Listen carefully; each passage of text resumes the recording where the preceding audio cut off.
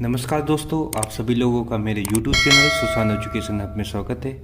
आज की करंट 22 जुलाई 2020 की है, तो चलिए शुरू करते हैं। पहला है मेरा, राज्यसभा में भाजपा का मुख्य सचेतक किसे नियुक्त किया गया? तो आंसर क्या है? शिव प्रताप शुक्ला को नियुक्त किया गया। ये पूर्व केंद्रीय मंत्री थे। ठीक है, सचेतक होता क्या है इसे समझ लेते हैं। सचेतक एक राजनीतिक दल का अधिकारी होता है जिसका कार्य विधायिका में अपने दल को अनुशासन को सुनिश्चित करना होता है। ठीक है, चलिए, लोकसभा के लिए पार्टी मुख्य सचेतक राकेश सिंह को नियुक्त किया गया। तो ये राज्यसभा के कौन है? शिव प्रताप शुक्ला हैं, और लोकसभा के कौन है? राकेश सिंह है। ठीक है, राज्यसभा का सभापति कौन होता है? उपराष्ट्रपति होता है। HIL हिंदुस्तान इंसेक्टिसाइड्स लिमिटेड ने दक्षिण अफ्रीका को कितने मीट्रिक टन DDT की आपूर्ति की है? तो आंसर है 20.60 मीट्रिक टन की आपूर्ति की है। चलिए अगला देख लेते हैं। पहला आधुनिक कीटनाशक था जो मलेरिया के विरुद्ध प्रयोग किया गया था। बाद में यानी 1950 के बाद इसे कृषि कीटनाशी के रूप में प्रयोग करने लगे थे। ठीक है, DDT का फुल फॉर्म क्या होता है वो देख लेते हैं। DDT का डाइक्लोरो डाइफेनिल ट्राइक्लोरोएथेन इसका फुल फॉर्म है। ठीक है, HIL विश्व स्तर पर DDT एकमात्र निर्माता है। चलिए अगला देख लेते पॉइंट। टिड्डी नियंत्रण कार्यक्रम के लिए सरकार की पहल के तहत ईरान को कितने 25 टन मेलाथियान, ठीक है, और लैटिन अमेरिकी क्षेत्र को, ठीक है, 32 टन एग्रोकेमिकल कवकनाशी का भी निर्यात किया गया है। ठीक है, चलिए आगे देख लेते हैं। किस स्थान को स्वदेशी मैंगो हेरिटेज एरिया घोषित किया गया? तो आंसर है कन्नपुरम को जो है घोषित किया गया। ये है कहां पे? तो ये केरल के कन्नूर जिले में है। ठीक है, तो 22 जुलाई को राष्ट्रीय आम दिवस पर घोषित किया गया था। ठीक है, इस जगह को, ठीक है, कन्नपुरम पंचायत में 200 से अधिक विभिन्न प्रकार के आमों का घर है। ठीक है, चलिए आगे देख लेते हैं। हाल ही में कितने राज्यसभा के सदस्यों को शपथ दिलाई गई? तो आंसर है 45। ठीक है, अभी हमने पीछे बताया था शपथ कौन दिलाता है? उपराष्ट्रपति दिलाता है। ठीक है, उपराष्ट्रपति कौन है? वेंकैया नायडू है। ठीक है, चलिए अगला देख लेते हैं। किस देश ने हांगकांग के साथ प्रत्यर्पण संधि को निलंबित कर दिया है? तो आंसर क्या है? ब्रिटेन है। ठीक है, चलिए इससे संबंधित पॉइंट देख लेते हो। प्रत्यर्पण होता क्या ये भी समझ लेते हैं।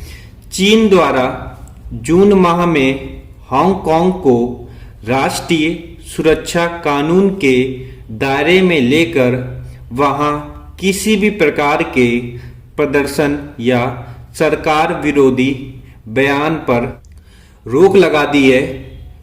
ठीक है, इससे दंडनीय अपराध घोषित कर दिया है। ठीक है, वहां पे आप किसी प्रकार का धरना नहीं दे सकते, सरकार के विरोध नहीं जा सकते। अगर आप जाते हैं तो आपको जो है दंडित किया जा सकता है। चलिए अब समझ लेते हैं ये संधि क्या है।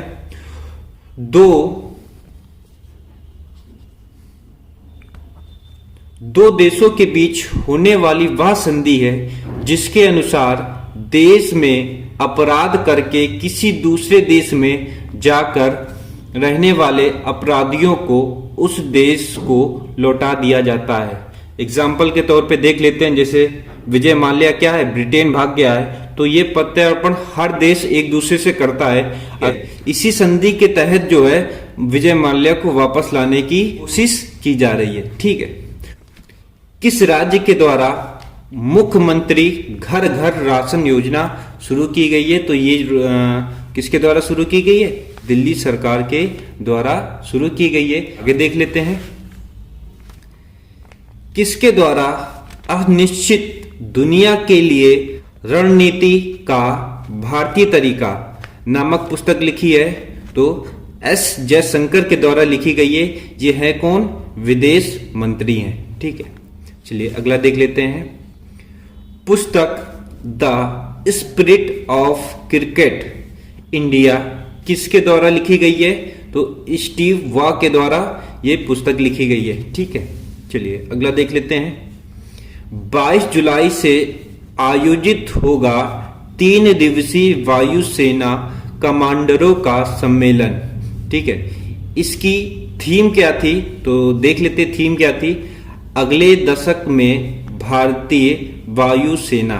ठीक है, इसका आयोजन कहाँ होगा? नई दिल्ली में होगा। वायुसेना के प्रमुख कौन है? तो RKS भदौरिया है। ठीक है, चलिए अगला है, सूरज कदे मरदा नहीं। ठीक है, नामक पुस्तक किसने लिखी है? तो बलदेव सिंह ने लिखी है।